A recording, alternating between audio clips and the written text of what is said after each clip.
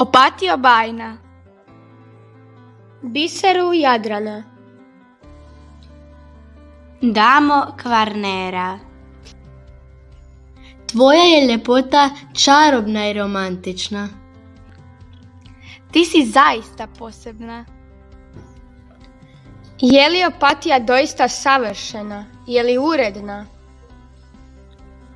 Dragi stanovnici i prolaznici, Poslušajte nas. Od ovakvih prizora zastaje dah. Krivo nam je, jer i ovakvi prizori dio su našeg grada. Očito neki uživaju bez brige da sa sobom ponesu ono što su donijeli.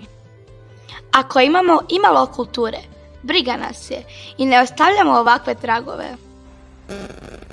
tim činom prikriva se ljepota koja je namijenjena svima nama I onima koji dolaze nakon nas.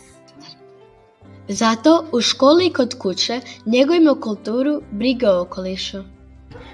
učimo svaki dan razdvajati.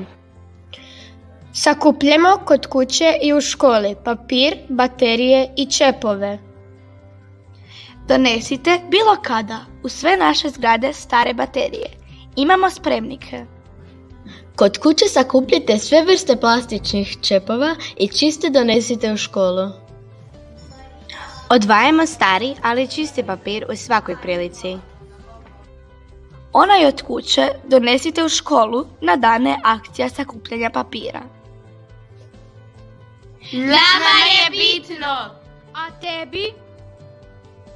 Tvoja kultura neka ne bude tuđa briga.